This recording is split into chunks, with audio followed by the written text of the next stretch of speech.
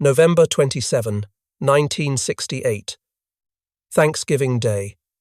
Firebase Sierra, Central Highlands, Vietnam. Specialist 4 Robert Sanzone watched through the open door of the UH-1 Huey as tracers carved red lines through the morning mist. His M60 machine gun hung from bungee cords, the barrel still warm from the previous insertion. 23 years old, barely 2 months in country, he had already learned what the training never taught him. In a helicopter flying at 1,500 feet over hostile jungle, there is no cover, there is no concealment, there is only the open door, the wind, and the enemy below with weapons pointed upward. The mathematics of survival were brutally simple. Over 10% of all Vietnam War casualties were helicopter crew members. Of the 6,175 Americans who died in helicopter operations, 2,704 were aircrew. And among those aircrew, door gunners represented the highest casualty rate of any aviation position. They sat in open doorways, fully exposed, armed with 30-pound machine guns, tasked with suppressing enemy fire, while their aircraft hovered at the most vulnerable moment of flight: the landing. What none of them knew during those first insertions was that they were not just fighting an enemy. They were fighting physics, tactics, and a fundamental truth about helicopter warfare that would take years to fully understand. The door gunner position was not designed to be survivable. It was designed to be effective, and effectiveness, in the calculus of war, often demands sacrifice. The journey to understanding why door gunners did not survive Vietnam begins not in the jungles of Southeast Asia, but in the design requirements of the Bell UH-1 Iroquois helicopter. When the United States Army first deployed the Huey to Vietnam in 1962, it arrived as a utility helicopter, unarmored, lightly armed, built for medical evacuation and troop transport in bay. What military planners assumed would be a limited advisory role. The original HU-1 designation stood for helicopter utility. The crews quickly shortened it to Huey, and the nickname stuck. The early Hueys flew without dedicated door guns. Crews improvised with whatever weapons they could mount. M1 carbines, M14 rifles. M16 rifles held out the door by soldiers hoping to suppress ground fire. The concept of a dedicated door gunner arose from necessity, not planning. As helicopter insertions into contested landing zones became routine, crews discovered they needed suppressive fire during the most vulnerable phase of flight. Those final 30 seconds of descent when the helicopter slowed, steadied, and hovered 3 feet above the ground while troops jumped out. By 1963, the M67.62mm machine gun became standard equipment on both sides of the Huey. The M60 weighed 24 pounds unloaded. Add the ammunition, and a door gunner was managing over 200 pounds of weapon system. The gun could fire up to 700 rounds per minute. In practice, gunners fired in controlled bursts, conserving ammunition while maintaining suppressive fire. The weapon was mounted on a pintle at first, a swiveling post that gave limited range of motion. As the war progressed, crews switched to bungee cords suspended from the cabin ceiling. The cords supported the weight while allowing the gunner full freedom of movement. This evolution seemed like an improvement. More flexibility meant better coverage. Better coverage meant more effective suppressive fire, but it also meant something else. It meant the door gunner had to lean farther out of the aircraft to engage targets. It meant more exposure, more vulnerability. The very adaptation that made them more effective also made them easier to kill. Warrant Officer John Masaki arrived in Vietnam in 1968, assigned to a UH-1C gunship unit. He completed door gunner school and crew chief school stateside, learning to maintain the helicopter and operate the M60. Nothing in that training prepared him for the reality. In a later interview, he described his first combat insertion. The noise made conversation impossible, the vibration from the rotor blades above, the engine roar, the wind screaming through the open cabin. Then the aircraft commander gave the signal, and they descended toward the landing zone. The door gunners on each side opened fire. Masaki squeezed the trigger, and the M60 roared.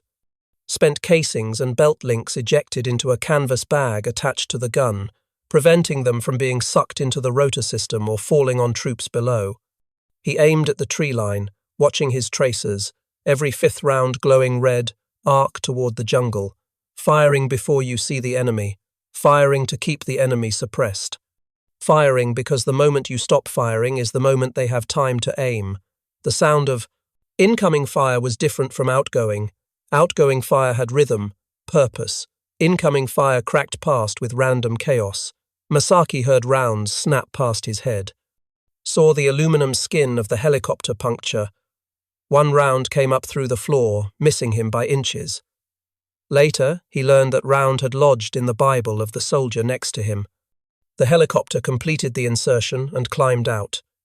Masaki checked himself. No wounds. But the mission was not over. They would fly 12 more insertions that day.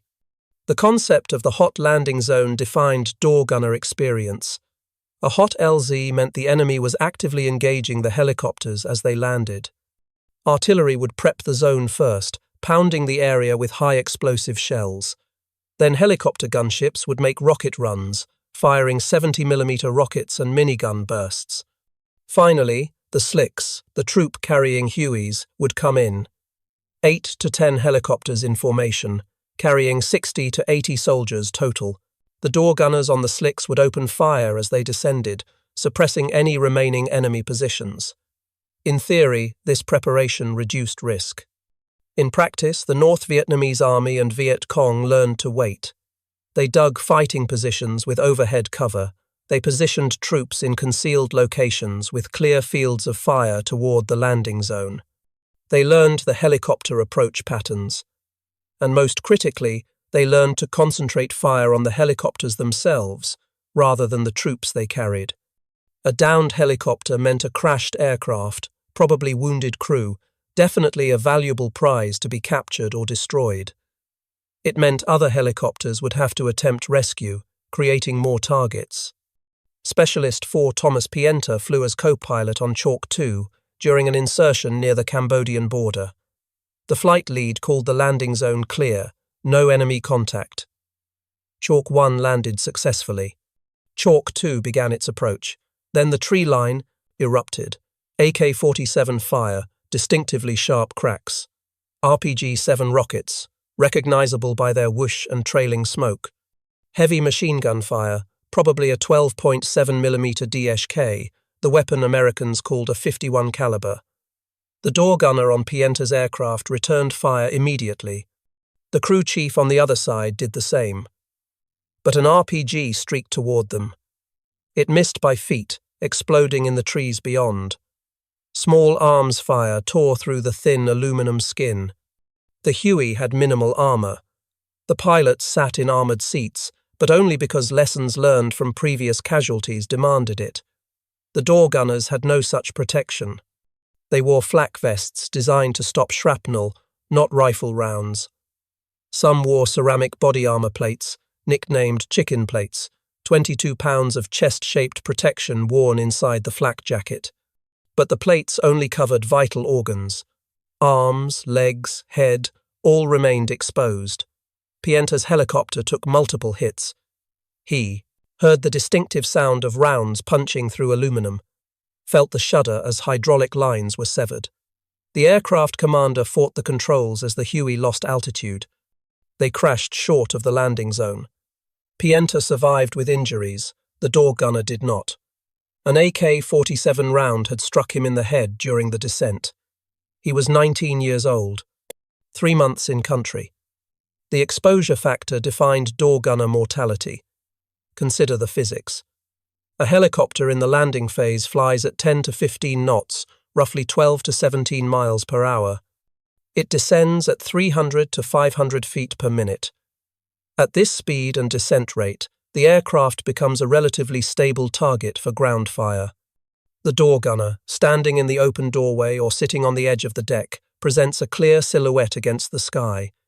He cannot take cover. He cannot maneuver. He can only fire and hope suppression keeps enemy heads down long enough to complete the insertion. The M60 itself created additional vulnerability. To engage targets effectively, the gunner had to expose himself, lean out, extend the weapon, track targets as the helicopter moved. This required constant movement, constant adjustment, and constant exposure. Veterans described it as being a target in a shooting gallery. Except the targets shot back. The weapon malfunctions added to the danger. The M60 was notoriously prone to jamming in Vietnam's heat and humidity. The rotating bolt could fail. The extractor could break. The exposed barrel latch, a swinging lever, would catch on equipment and accidentally release, causing the barrel to fall out during flight.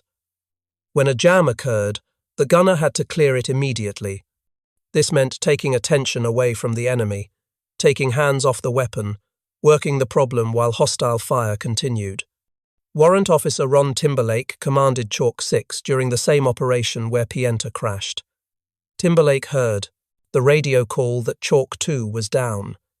He heard the flight leader abort the remaining insertions. But Timberlake saw wounded Americans on the ground. He made a decision that would earn him the Silver Star. He brought Chalk 6 back into the landing zone. The approach was 90 degrees off the planned axis, directly facing the enemy battalions firing from the tree line. Timberlake's door gunners opened fire as they descended. M60 machine guns hammering, trying to suppress multiple enemy positions simultaneously. RPG rounds whooshed past the helicopter. Small arms fire punched through the aircraft. The gunners kept firing, kept exposing themselves, kept doing the job. Chalk 6 landed. 10 wounded Americans scrambled aboard. The North Vietnamese concentrated fire on the stationary helicopter. 30 seconds felt like 30 minutes. Finally, fully loaded, Timberlake lifted off. Both door gunners had been hit. One wounded but functional, one killed during the ground time. The helicopter made it back to base trailing hydraulic fluid and smoking. The casualty mathematics became unavoidable by late 1963. Intelligence officers at every aviation unit tracked the numbers. Door gunners were being killed and wounded at rates that exceeded infantry machine gunners. This seemed counterintuitive. Machine gunners on the ground were high-priority targets. Enemy forces specifically targeted them because of the weapon's effectiveness. Yet door gunners, supposedly protected by being in an aircraft, were dying faster. The reason became clear through combat analysis. Ground-based machine gunners could use cover. They could take advantage of terrain. They could shift positions between engagements. They operated as part of a larger unit that provided mutual support and security. Door gunners had none of these advantages. They flew in predictable patterns toward known landing zones. They operated from platforms that could not stop, could not take cover, could not maneuver effectively at low altitude, and they were silhouetted against the sky, visible from hundreds of meters away.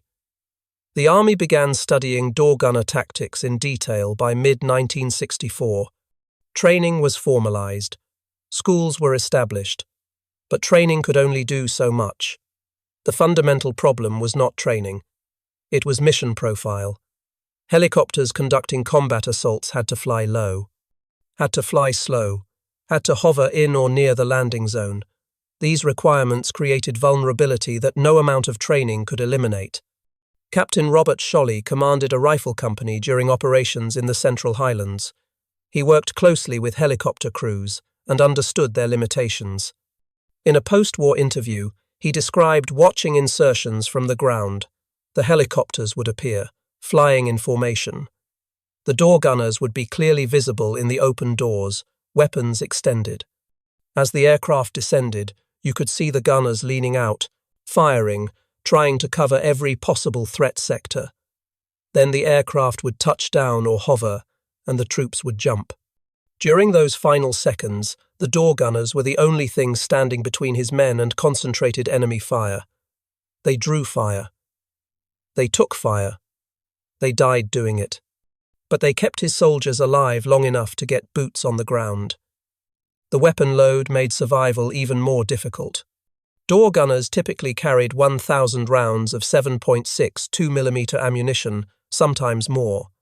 The belts of ammunition hung from the cabin ceiling or were stored in cans secured to the floor.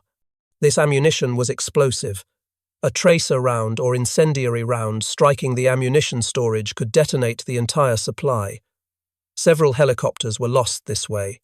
Enemy fire would penetrate the cabin, strike the ammunition, and the resulting explosion would destroy the aircraft. The door gunners were sitting next to this hazard throughout every mission. The evolution of enemy tactics made the situation progressively worse. The North Vietnamese army learned from experience.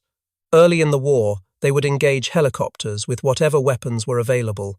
Individual soldiers with AK-47s, small unit actions with light machine guns. But by 1965, they developed dedicated anti-aircraft tactics. They positioned heavy machine guns along known helicopter routes. They pre-positioned RPG-7 teams near potential landing zones. They trained soldiers to lead the target, aiming ahead of the helicopter to compensate for its movement. The 12.7mm DSK heavy machine gun proved particularly deadly. This weapon, equivalent to the American .50 caliber Browning, could punch through helicopter aluminum like tissue paper. It had range, it had penetration, and it had rate of fire sufficient to track moving aircraft. The North Vietnamese would position these weapons on hills overlooking valleys where helicopters had to fly. The guns would fire in short bursts to avoid counter-battery fire, but those bursts were devastatingly effective. A single burst could shred a helicopter's tail boom, sever control cables, or kill crew members. The RPG-7 added another dimension of lethality. Originally designed as an anti-tank weapon, the rocket-propelled grenade proved equally effective against helicopters. The cone-shaped warhead, traveling at 300 meters per second, could destroy a Huey with a single hit. The shaped charge would penetrate the thin skin and detonate inside, shredding the interior with shrapnel and overpressure. Door gunners had no defense against RPGs. They could see them coming, watch the smoke trail, but could not evade. The helicopter would either be hit or it would not. Luck, not skill, determined survival. By 1966, over 11,800 helicopters of all types had served in Vietnam. Approximately 5,000 were destroyed, almost all by hostile fire. These numbers meant that roughly 42% of all helicopters sent to Vietnam were shot down or damaged beyond repair. For crew members, this created a statistical certainty. Fly enough missions and you would be shot down. The only question was whether you survived the crash and subsequent combat. Door gunner Michael Hallman flew with the 281st Assault Helicopter Company. He described a typical mission profile. 15 Hueys would fly into the Ia Drang Valley, a known hotspot near the Laotian border. They would fly out with 6 or 7. The others would be shot down or so badly damaged they had to divert to other bases for emergency repairs. He once flew on a helicopter whose engine quit mid-flight. The pilot managed an emergency landing in what Hallman described as the middle of nowhere. They waited for rescue, completely exposed, while friendly forces scrambled to reach them before the enemy did. The psychological impact of this constant danger created what medical personnel called combat stress reaction. Door gunners flew multiple missions daily, typically 4 to 6. Sometimes more during major operations. Each mission meant 30 minutes to 2 hours of potential combat. Morning insertions, afternoon resupply, evening extractions. The cycle repeated daily for the 1-year tour of duty. There was no rear area for door gunners. Every flight could be their last. The close quarters of helicopter combat made casualties even more traumatic. In ground combat, soldiers often did not see the moment a comrade was hit. In helicopters, the crew was confined to a space roughly 10 feet by 6 feet. When a door gunner was hit, everyone saw it, heard it, felt it. The crew chief sitting across from the door gunner watched him die. The pilots heard the impact. The soldiers being transported witnessed the horror. There was nowhere to look away. No way to process it before the next mission began. Crew chiefs had an additional burden. They were responsible for maintaining the aircraft and serving as door gunners.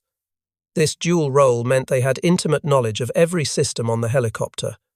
They knew where the hydraulic lines ran, where the fuel cells were located, which components were armored and which were not. This knowledge meant they understood exactly how vulnerable they were. They knew that an AK-47 round through the wrong location could bring down the aircraft. They knew the thin aluminum skin provided no protection. They knew they were one lucky shot away from death. The famous LZ X-ray battle during the Ia Drang campaign in November 1965 illustrated door gunner vulnerability on a massive scale. The 1st Battalion, 7th Cavalry Regiment conducted combat assaults into a small clearing at the base of Chu Pong Mountain. Intelligence indicated North Vietnamese army units in the area. The first wave landed successfully. Then the enemy attacked in force. 3 North Vietnamese regiments, roughly 3,000 soldiers, had been waiting in prepared positions. The helicopters continued flying insertions into the landing zone throughout the day. 16 Hueys per wave, making the 34-mile round trip to pick up more troops. Every insertion came under increasingly heavy fire.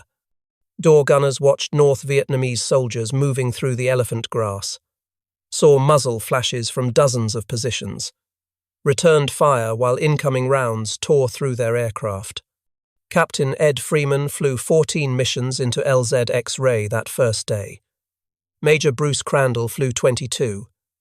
Both flew unarmed Hueys, medical evacuation birds with red crosses painted on the nose. Geneva Convention rules prohibited arming medical aircraft. The door gunners carried only their personal sidearms. They watched helplessly as enemy fire shredded their helicopters. They could not return fire, could not suppress the enemy, could only sit in the open door and hope incoming rounds missed. Freeman described the experience decades later. They were eating helicopters alive. I took over 50 rounds in my helicopter. The attack was so intense that helicopter operations into the landing zone were shut down multiple times. Aircraft had to be swapped out due to battle damage. Door gunners were wounded or killed and replaced with volunteers from other crews. The suppressive fire from door gunners on armed helicopters was the only thing keeping the casualty evacuation going. Without them, the entire operation would have collapsed. The toll was horrific. By the end of the 4-day battle, 79 Americans had been killed at LZ X-ray. 121 wounded. Helicopter losses and damage were catastrophic. But the door gunners had done their job. They had kept firing, kept their aircraft operational long enough to insert reinforcements and extract wounded, paid for it with their lives and their blood. The armor problem persisted throughout the war despite attempts at solutions. Engineers developed various armor kits for Hueys, ceramic plates that could be bolted to the floor, additional armor for pilot seats, armored fuel cells that could survive small arms fire. But adding armor meant adding weight. Adding weight meant reducing payload. A Huey could carry 8 soldiers or 6 soldiers plus armor. Commanders faced impossible choices. Protection for the crew or capacity for the mission. Most units chose capacity. The mission came first. Door gunners understood this. They knew the priorities. Getting troops into the fight mattered more than protecting the crew. Extracting wounded mattered more than crew safety. The mission always came first, so they flew without adequate protection. Flew knowing that every flight could end with a bullet through the cabin. Flew anyway. The medical treatment statistics revealed something remarkable about helicopter warfare. The average time from wounding to hospitalization in Vietnam was less than 1 hour. In World War II and Korea, that time was measured in days. Helicopter medical evacuation, medevac and dust-off missions saved thousands of lives. Soldiers who would have died in previous wars survived because helicopters could reach them quickly. But the helicopter crews paid for those lives. Dust-off operations were 3 times more hazardous than other helicopter missions. The crews flew into hot landing zones without gunship support, often without door gunners. Just pilots, medics, and the desperate hope they could get in and out before being destroyed. Major Charles Kelly commanded a dust-off unit. His radio call sign was Dustoff 65. On July 1, 1964, Kelly received a call for emergency evacuation near Vinh Long. Troops were pinned down in heavy combat with the Viet Cong. Wounded needed immediate evacuation or they would die. Kelly made the decision to fly into an active combat zone. His Huey took fire on approach. He completed the landing. The medics and door gunner loaded wounded while enemy fire continued. Kelly lifted off. An enemy round struck him in the chest, killed him instantly. The helicopter crashed. The crew chief managed to radio for help before the Viet Cong overran the position. Kelly's last words before being hit were, "When I have your wounded." The phrase became the medevac motto. It captured everything about door gunner and helicopter crew philosophy. When I have your wounded, the mission matters more than personal safety. The troops on the ground matter more than the crew in the air. Kelly received the Distinguished Service Cross posthumously, the nation's second highest award for valor. His story exemplified door gunner courage. They flew into impossible situations knowing they probably would not survive, flew anyway because soldiers needed them. The technical vulnerabilities of the Huey compounded crew exposure. The UH-1 series had a large, exposed main rotor system. The tail rotor was equally vulnerable. A single round through the tail rotor drive shaft meant loss of control. The engine, mounted directly above and behind the pilots, was exposed to fire from below. Rounds coming up through the cabin floor could strike the engine, the transmission, or the rotor head. Any one of these hits could be catastrophic. The most vulnerable area was called the chin bubble, the plexiglass section beneath the pilot's feet, covering the anti-torque pedals. This section provided visibility but no protection. Rounds coming up from the ground would pass through the chin bubble and strike the pilots in the legs, groin, or lower torso. Many pilots were killed this way. Door gunners, sitting farther back in the cabin, had slightly better protection from this angle of fire. But slightly better still meant minimal. The fuel system presented another critical vulnerability. The Huey carried fuel in cells located in the lower center section of the fuselage. Enemy fire striking these cells could cause leaks or, worse, ignition. Tracer rounds were particularly dangerous. The incendiary component could ignite fuel vapor, causing an explosion. Multiple helicopters were lost this way. The crew would have no warning. Just a sudden fireball and the aircraft tumbling from the sky. Door gunners learned to recognize the signs of critical damage. The engine sound changing. The helicopter vibrating differently. Hydraulic fluid streaming from severed lines. When damage occurred, the crew had seconds to decide. Continue the mission or abort. Most continued. Completing the insertion, extracting the wounded, finishing what they started. The door gunners kept firing until the helicopter was on the ground or until they physically could not continue. The enemy learned to exploit helicopter vulnerabilities systematically. They studied American tactics, noted the approach patterns, understood the timing. They learned that helicopters would circle before landing, always from the same direction. They learned that the door gunners fired in predictable arcs. They learned to wait until the helicopters committed to the approach, then open fire at the moment of maximum vulnerability. The most sophisticated tactic involved positioning multiple weapons for crossfire. Heavy machine guns would fire from one direction, forcing the door gunners to concentrate suppression there.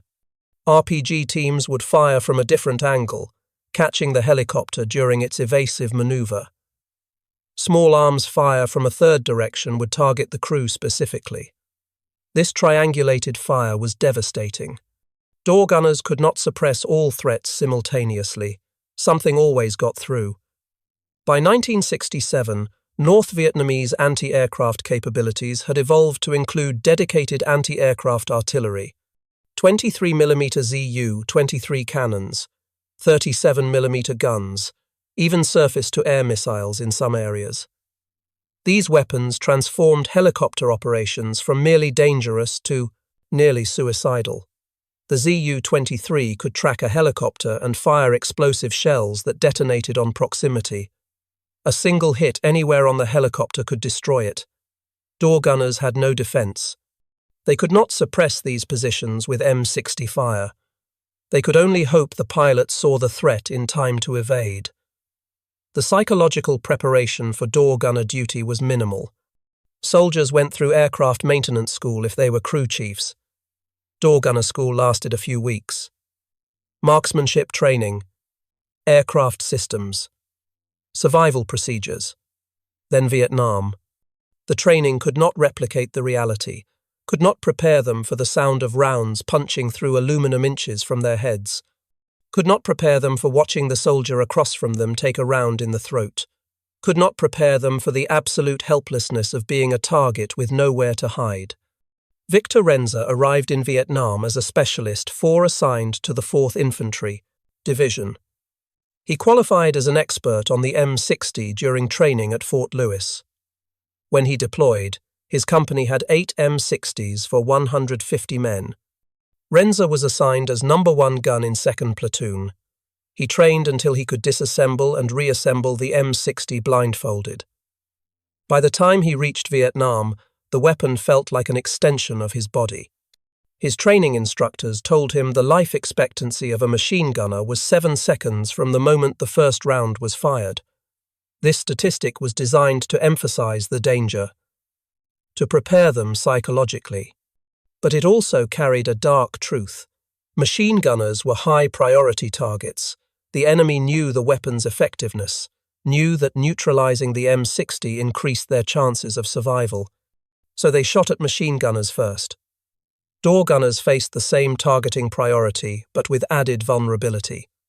They could not dig in, could not use terrain, could not shift positions after engaging. They were locked in place by the aircraft, visible from long distances, unable to maneuver. The combination made them the highest priority target on any helicopter. Kill the door gunners and the helicopter became much easier to shoot down. The First Cavalry Division, the first fully airmobile division in Army history, conducted more helicopter combat assaults than any other unit. Their operations in the Central Highlands and the UH-1 Valley defined air cavalry tactics. They also defined door gunner casualty rates. In some companies, door gunner positions had 100% turnover every 6 months. Every single door gunner was either killed, wounded, or rotated out. Replacements arrived constantly. Were trained by veterans who had been in country for maybe 3 months. Then the veterans were hit, and the new guys became the veterans. The cycle repeated endlessly. The memorial services became routine. Helicopters shot down, crews killed, memorial services at base camp, then back to flying. There was no time to grieve, no time to process. The missions continued, the insertions continued, the casualties continued. Door gunners developed coping mechanisms, dark humor, superstitions, rituals before flights, anything to maintain psychological equilibrium in an environment designed to break them. Some door gunners volunteered for the position. The Army aviation badge required a certain number of combat flight hours. Door gunner duty provided those hours quickly. Others were assigned because they had the right military occupational specialty. Crew chief training automatically included door gunner duties. Some infantry soldiers volunteered during specific operations because units were short of door gunners. Regardless of how they arrived at the position, the experience was the same: exposure, vulnerability, constant danger. The relationship between door gunners and the troops they transported was unique in Vietnam. Infantry soldiers respected door gunners in a way they respected few others. The infantrymen saw what door gunners did, saw them leaning out of the helicopter firing while under fire themselves, saw them continuing to fight while wounded, saw them die protecting the insertion. That respect was mutual. Door gunners knew the infantrymen were going into landing zones that might be heavily defended, knew those soldiers would be fighting on the ground while the helicopter flew away to safety. The shared danger created bonds that transcended normal military relationships. The extraction missions were often more dangerous than insertions. When a unit on the ground needed emergency extraction, the situation was usually desperate. heavy contact with the enemy. Casualties that could not walk, low ammunition. The helicopters would fly in knowing they were entering an active firefight. The door gunners would suppress enemy positions that might be meters from the landing zone. The crew chief would help load wounded while under fire. The pilots would hover with bullets tearing through the aircraft. Then lift off, struggling to gain altitude with overloaded weight and possibly damaged systems. Warrant Officer Larry Taylor flew an UH-1 Cobra attack helicopter in Vietnam. On June 18, 1968, he was covering an extraction mission near Ap Go Kong. A 4-man patrol team was surrounded and nearly out of ammunition. The Huey attempting extraction took heavy fire and had to abort. Taylor saw the situation deteriorating. He made multiple rocket and gun runs, expending all his ammunition trying to suppress the enemy. When he ran out of ammunition, he did something unprecedented. He landed his Cobra, a 2-seat attack helicopter not designed for passengers, in a tiny clearing. The 4 patrol members climbed onto the rocket pods and skids. Taylor took off with them hanging on and flew them to safety. He received the Medal of Honor for this action in 2023, 55 years after the mission. The story illustrated the lengths helicopter crews would go to save lives. It also illustrated the impossible situations door gunners faced regularly. Taylor could take risks in a Cobra because it was designed for combat, heavily armed, with better armor. Door gunners flew in Hueys with minimal protection. They could not make multiple passes, could not orbit the battlefield. They had one chance to land, complete the mission, and escape. During that window, they were completely exposed. The aviation safety investigations conducted after helicopter losses revealed patterns in door gunner casualties. Most were killed by small arms fire to the upper body or head. The ceramic body armor protected the torso, but not the neck, shoulders, or head. Helmets provided protection against shrapnel, but not direct hits from rifle rounds. The M60, mounted at chest height, meant the gunner's upper body was maximally exposed while engaging targets. The investigation reports noted that door gunners often died while still firing.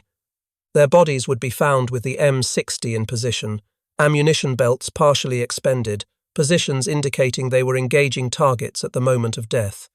They died doing their job. This pattern was so common that it became an expected finding in crash investigation reports. Door gunner killed in action while providing fire support. The unit citations told the story in dry military language, but beneath the words were human experiences. Specialist John Smith killed in action while engaging enemy positions during combat assault. Specialist David Johnson wounded in action, continuing to provide suppressive fire until evacuation completed. Warrant Officer Michael Williams remained at his position despite severe wounds to ensure extraction of ground forces. The citations accumulated, the names accumulated, the casualties accumulated. By 1968, the entire door gunner program was under review. The casualty rates were unsustainable. Units could not maintain qualified personnel. Training pipelines could not produce replacements fast enough. Aviation commanders proposed solutions: better armor, better weapons, better tactics. Some improvements were implemented. The M60E1 variant had modifications that made it more reliable. Helicopter designs improved with the introduction of the Cobra gunship, which could provide heavy fire support while keeping crews more protected. The UH-1H model had a more powerful engine, allowing it to carry armor and still maintain payload capacity. But the fundamental problem remained unsolvable. Combat assaults required helicopters to fly into contested areas, required them to slow down and hover, required door gunners to provide suppressive fire. These requirements created vulnerability that could not be eliminated. Better armor helped, better tactics helped. But nothing could change the basic equation. Door gunners had to expose themselves to do their job. Exposure meant casualties. The statistics validated the concern. Over the entire war, approximately 2,700 non-pilot helicopter crewmen were killed. The helicopter fleet logged over 10 million flight hours. This meant roughly 0.27 deaths per 1,000 flight hours. For comparison, infantry casualties in heavy combat zones averaged 0.4 per 1,000 patrol hours. But infantry soldiers could take cover, use terrain, break contact. Door gunners could do none of these. They were locked into a flying target, doing 100 knots at 1,500 feet with nowhere to hide. The veterans who survived carried the experiences for life. John Masaki, the door gunner who arrived in 1968, completed his year-long tour. He flew countless missions, was shot at on most of them, saw aircraft shot down, saw crew members killed. When he returned to civilian life, he had no marketable skills. Being a door gunner did not translate to civilian employment. He considered re-enlisting, becoming a pilot, but decided against returning to Vietnam. The experience had changed him. He carried it for decades. The reunions of helicopter crews decades after the war revealed the lasting impact. Survivors would gather and talk about specific missions, specific landing zones, specific moments when they should have died but somehow survived. They would honor the ones who did not come home, the door gunners killed in action, the crew chiefs who died at their positions, the pilots shot down attempting impossible rescues. These reunions were not celebrations, they were memorials, acknowledgements of sacrifice that most Americans never understood. The Vietnam Helicopter Pilots Association maintains detailed records of all helicopter operations in Vietnam. Their database includes 7,013 Hueys that survived the war out of over 11,000 deployed, 42% destroyed. The database lists 6,175 total deaths in helicopter operations, 2,202 pilots, 2,704 aircrew, 1,269 passengers. The aircrew category includes door gunners, crew chiefs, and other non-pilot positions. Door gunners were the majority. These numbers exist in military archives and historical databases, but they represent individual humans, 19-year-olds who graduated high school and were drafted, 22-year-olds who volunteered because they wanted to fly, 25-year-olds on their second tour because they felt obligated to serve. Each number was a person with a family, dreams, a future that ended in a landing zone in Vietnam. The door gunner position remained throughout the war despite the casualties. The mission required it. Combat assaults required suppressive fire. Extractions required covering fire. Medical evacuations required protection. No alternative existed that provided the same capability. So, young Americans continued to volunteer or be assigned, continued to climb into Hueys, continued to sit in open doors with M60 machine guns, continued to fly into hot landing zones, continued to die doing it. The tactical evolution by 1969 included hunter-killer teams. Light observation helicopters would fly low, draw fire, locate enemy positions. Attack helicopters would orbit high, waiting. When the enemy revealed themselves by shooting at the scout, the attack helicopter would strike. This tactic reduced door gunner casualties on observation helicopters because the scouts flew with minimal crew, but slick drivers, the transport Hueys, still needed door gunners. The infantry still needed transport. The wounded still needed evacuation. The fundamental mission remained unchanged. The gradual American withdrawal from Vietnam reduced helicopter operations after 1969. Fewer troops meant fewer combat assaults. Vietnamization, the transition of combat, operations to South Vietnamese forces, meant American aviation units flew fewer missions, but missions continued until 1973. American door gunners continued to fly and die protecting operations that were increasingly viewed as pointless by the American public. The last American helicopter to leave Vietnam was a Huey. The iconic image of people climbing a ladder to the roof of the CIA station in Saigon to board an evacuation helicopter was actually an Air America civilian Huey, not a military aircraft. The building was not the embassy but an apartment complex, but the image captured the end. Helicopters, which had defined American operations in Vietnam, carried Americans out at the end. The door gunners who served received relatively little recognition. The Huey itself became iconic. Movies and documentaries featured the distinctive sound of rotor blades. The pilots who flew dangerous missions received medals and recognition. The infantry who fought on the ground were honored as veterans, but door gunners existed in a strange middle space. Not pilots, not infantry, just young Americans who sat in open doorways with machine guns and tried to keep everyone else alive. The Vietnam Veterans Memorial in Washington, D.C. lists 58,320 names. Among those names are the 2,704 aircrew members killed in helicopter operations.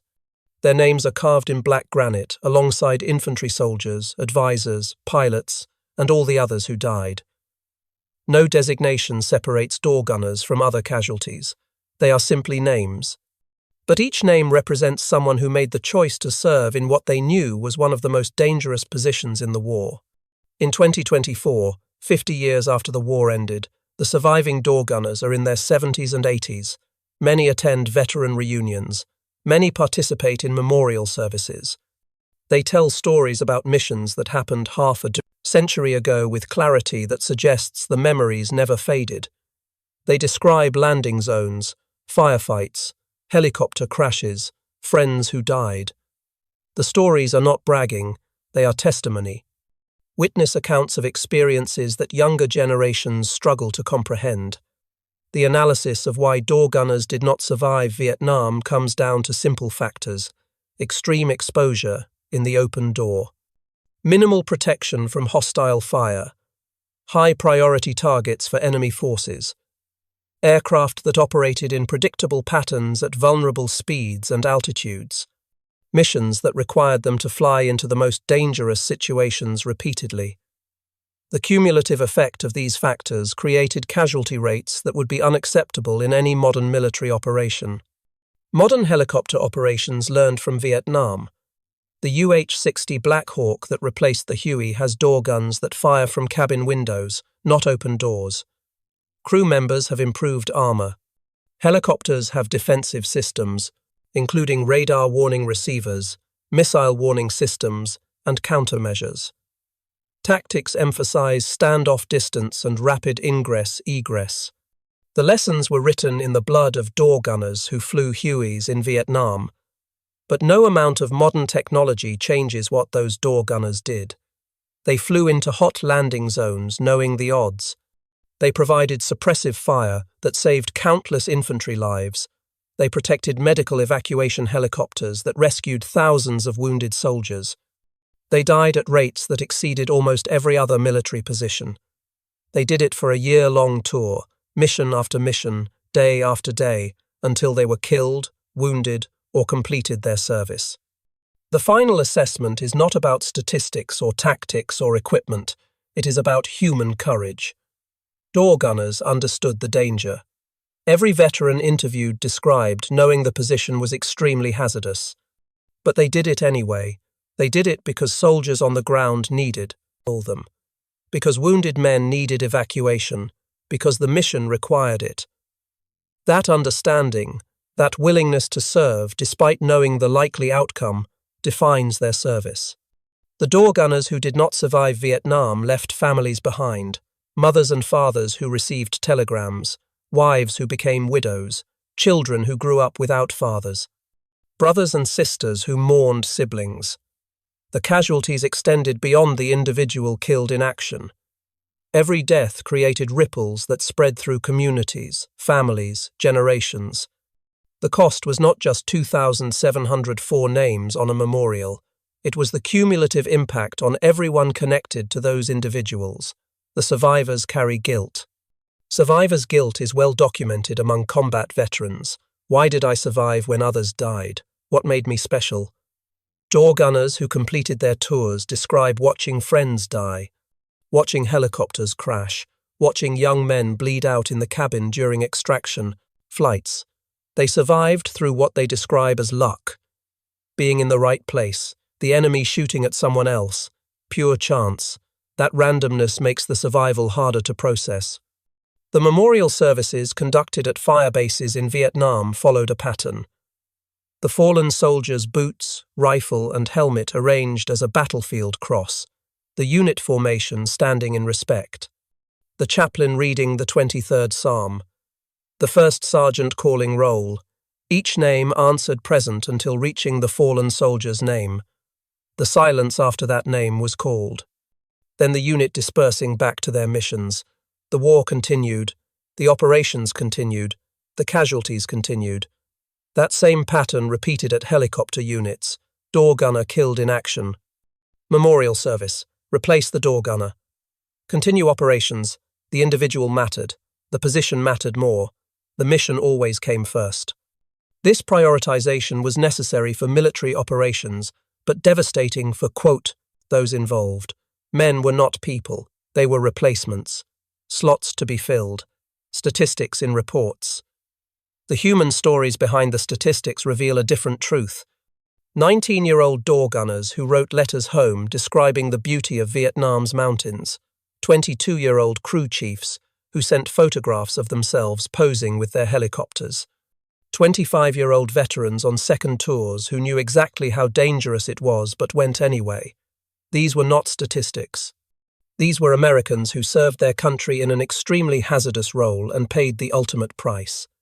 The question of why door gunners did not survive Vietnam has a simple answer.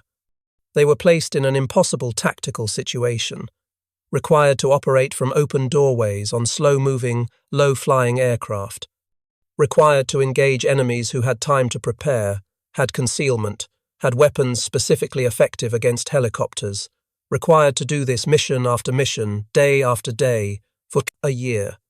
The mathematics of probability ensured high casualties, not because door gunners lacked courage or training or equipment, because the mission itself was inherently unsurvivable at the scale and frequency it was conducted. The legacy of Vietnam door gunners exists in military aviation doctrine. Every helicopter crew training program teaches lessons learned from Vietnam. Every tactics manual includes sections on minimizing exposure during insertions and extractions. Every equipment decision weighs protection versus capability. The door gunners of Vietnam paid the tuition for those lessons. Their sacrifice educated generations of aviators who followed. In the final analysis, the door gunners who served in Vietnam represent a specific kind of courage, not the courage of charging an enemy position or holding a defensive line, but the courage of strapping into a helicopter knowing that your position makes you a target, knowing that the aircraft will fly into dangerous areas repeatedly, knowing that your job is to expose yourself to enemy fire so that others can complete their mission. That courage, sustained over a year-long tour through hundreds of missions, deserves recognition and respect that it has rarely received. The memorial at Fort Rucker, Alabama, the home of Army aviation, includes a section dedicated to Vietnam helicopter operations. The memorial lists all aviation units that served, all major operations, all significant battles. Among the names are door gunners, crew chiefs, the men who sat in open doors with machine guns. Their names are there alongside pilots and aircraft commanders. Equal recognition for equal sacrifice. But the truest memorial exists in the hearts of those they saved. The infantry soldiers who got into hot landing zones alive because door gunners suppressed enemy fire. The wounded who survived because door gunners protected the medical evacuation helicopters. The reconnaissance teams extracted from impossible situations because door gunners kept firing until the last second. Those veterans remember. They know what door gunners did. They know the price paid. 50 years after the fall of Saigon, the last door gunners of Vietnam are fading. Age and time claim what enemy fire did not. Soon there will be no living witnesses to those experiences. No one who can describe the sound of an M60 firing in a Huey cabin. No one who remembers the exact fear of descending into a hot landing zone. No one who carries the physical and emotional scars of that service. But the record remains, the casualty reports, the unit histories, the personal letters saved by families, the oral histories collected by researchers. These documents preserve the story. They tell of young Americans who served in one of the most dangerous positions in one of America's longest wars. They tell of courage sustained under impossible circumstances. They tell of sacrifice given freely despite knowing the cost.